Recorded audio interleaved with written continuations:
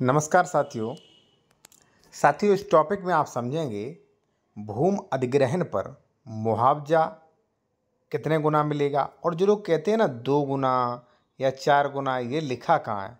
और अगर मकान बना है, मान लीजिए शेल्टर है या कोई चीज़ है, बोरिंग वगैरह है, तो उसका कितना मिलेगा। और देखिए जो लोग ज़मीन खरीद रहे हैं, भले ही आपका लैंड एक्वायरेशन नहीं होता, तो उसके बारे में कि भाई आपको जो है क्या सावधानी रखनी चाहिए ज़मीन खरीदते समय। क्योंकि अगर मान लीजिए आपने कोई दिक्कत की तो ऐसी ज़मीन का मुआवजा भी नहीं मिलेगा। और कई लोग आवासीय से संबंधित पूछते हैं कि सर आवासीय तो कितने गुना मिलेगा। सारी चीज़ें आप समझेंगे, आवासीय कब कराना है कब नहीं वो भी आप समझेंगे। ठीक है, चलिए आते हैं अपने टॉपिक पर। और देखिए,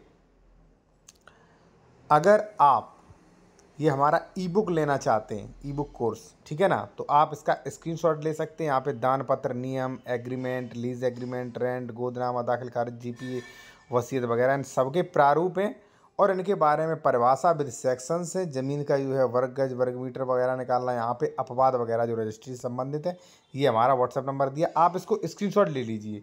बाद में आप देखते रहना कि भाई क्या क्या हमें मिलेगा। अगर आपको अच्छी लगे तो ये हमारा व्हाट्सअप नंबर है, ठीक है। और ये है कोर्ट ड्राफ्टिंग, ठीक है ना। तो जो लोग मान लीजिए जूनियर एडवोकेट या मान लीजिए नॉर्मल व्यक्ति भी इसे ले सकते हैं भाई अपनी जानकारी के लिए, ठीक है। 390 फीस है। ये हमारा व्हाट्सअप नंबर दिया गया है, आप इसका स्क्रीनशॉट ले लीजिए। अगर आपको भाई सही लगे ये, ठीक है ना, तो आप ले लेना भाई, ठीक है जी। चलिए आते हैं अपने टॉपिक पर साथियों, कि भूमि अधिग्रहण पर 4 गुना मुआवजा कैसे मिलेगा। तो चलिए सबसे पहले साथियों मैं आपको बताऊं कि पहले होता है जो भी आपकी ज़मीन है ये उसका मूल्यांकन होता है। तो कई लोगों का तो यही रहता है कि सर मूल्यांकन कैसे होगा। तो देखिए मूल्यांकन के बारे में बात करता है सेक्शन 26 कि कलेक्टर द्वारा भूमि के बाजार मूल्य का अवधारण, कलेक्टर भूमि के बाजार मूल्य का अवधारण करने के लिए निम्नलिखित मापदंड अपनाएगा। क्या क्या मापदंड अपनाएगा वो आप समझ लीजिए। उस क्षेत्र में जहां भूमि स्थित है यथास्थित विक्रय विलेखों या विक्रय के करारों, जो रजिस्ट्रियां वहां पे हुई हैं, क्योंकि रजिस्ट्रियां भाई होती हैं जो लोग जमीन खरीद रहे बेच रहे हैं या करार हो रहे हैं, तो रजिस्ट्री के लिए भारतीय स्टाम्प अधिनियम व निर्दिष्ट बाजार मूल्य यदि हो, उसमें बाजार मूल्य कितना है, ठीक है ना, कितना लोग वहाँ जो है खरीद बेच रहे हैं भाई, तभी तो पता लगेगा। पता चले भाई वहाँ पे 10 लाख का रेट है लेकिन 2 लाख भी ज़मीन में नहीं जा रही है, तो वही तो देखेगा वो, ठीक है। निकटवर्ती ग्राम तथा निकटवर्ती समीपवर्ती क्षेत्र स्थित उसी प्रकार की भूमि के लिए औसत विक्रय कीमत। प्राइवेट कंपनियों के लिए, प्राइवेट भागीदारी परियोजनाओं के लिए भूमि के अर्जन के मामले में धारा 2 उपधारा 2 के अधीन करार पाए गए प्रतिकर इनमें से कोई भी अधिक हो, ठीक है, जो भी अधिक हो उसके अनुसार जो है बाजारू मूल्य का निर्धारण करेगा। कई लोगों का मेरे पास फ़ोन कॉल्स आ रहा है कि सर हमें जो है बाजारू मूल्य में नहीं दिया जा रहा है, तो ये कहीं ना कहीं गलत है। बाजारू मूल्य दिया जाना चाहिए। जब सरकार भाई उस पर स्टाम्प ले रही है तो आप सरकार को क्यों, सरकार को भी देना चाहिए, ठीक है। चलिए अब आते हैं कि ये तो हो गया बाजार मूल्य। अब जैसे मान लीजिए 1 लाख रुपया आपकी खेती है, 1 लाख रुपया इसका सर्किल रेट तय किया गया उदाहरण के तौर पे, ठीक है। चलिए अब आते हैं आगे। और देखिए अगर आप कोई कानूनी सलाह लेना चाहें तो हमारा कॉन्टैक्ट नंबर वीडियो की डिस्क्रिप्शन में मिल जाएगा आपको, ठीक है। विशेषज्ञ द्वारा सलाह ले सकते हैं। देखिए साथियों है क्या एक्चुअली, अब आपका 1 लाख रुपया कीमत लग गई। अब 1 लाख का 100% यानी कि लगभग 1 लाख ही हुआ, वो हो गया आपका तोसड़ की रकम, ठीक है। अब 1 लाख जमीन गई थी, 1 लाख आपका हो गया तोसड़। अब देखिए यहाँ पे तोसड़ के संबंध में क्या लिखा है, कलेक्टर संदत्त किए जाने वाली संपूर्ण प्रतिक्रिया का अवधारण करने की अंतिम निर्णय तक पहुंचने तक 100% की रकम के समतुल्य तोसड़ की रकम अधिरोपित करेगा। तोसड़ की रकम, अब देखिए स्पष्टीकरण क्या है, शंकाओं को दूर करने के लिए यह घोषित किया जाता है कि तोसड़ की रकम ऐसे व्यक्ति को जिसकी भूमि का आयोजन किया गया है संदेह प्रतिकर के अलग होगी, यानी कि प्रतिकर इससे अलग होगी भाई। जो बाजारू मूल्य मिला है वो तो मिला ही है, प्लस 1 यानी कि 2 गुना आपकी जमीन का रेट। तो ऐसा ही हो गया भाई।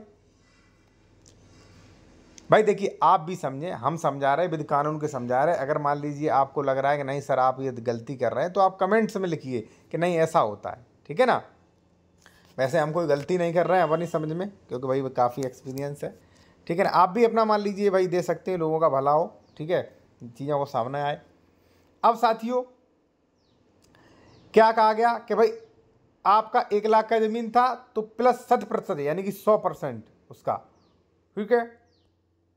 तो उसका उससे समतुल्य जो है तोसड़ की रकम हो गई, यानी कि 2 गुना हो गया। अब कहेंगे सर ये तो 2 गुना है, आप तो 4 गुना का कह रहे हैं। चलिए मैं आपको बता दूं 4 गुना का कैसे कह रहा हूँ, ठीक है। और मैं फिर कहूँगा साथियों कि अगर आप मान लीजिए कोई भी ऐसा, आप मान लीजिए भूमि अधिग्रहण हो रहा है, तो उसको देखें थोड़ा ध्यान से। यहाँ पे ये तो तोसड़ का रकम हो गया। अब देखिए यहाँ पे धारा 30(2) स्वामियों के लिए प्रतिकर धारा 3 के खंड निर्दिष्ट उन लोगों को जिनकी भूमि अर्जित की गई है अभिधारियों को समुचित सरकार द्वारा विनिश्चय किए जाने अनुपात में दिया जाएगा। न्यूनतम प्रतिकर पैकेज निम्नलिखित संगठनों के गठित किया जाएगा। अब देखिए क्या कहा गया है। भूमि का बाजारू मूल्य 26 के उससे निर्धारित होगा। 26 के बारे में मैंने अभी बताया था, ये रहा, ठीक है। ये 26 के बारे में निर्धारित हो गया, ठीक है ना। इसके बाद साथियों यहाँ पे देखिए ग्रामीण क्षेत्र में क्या होगा।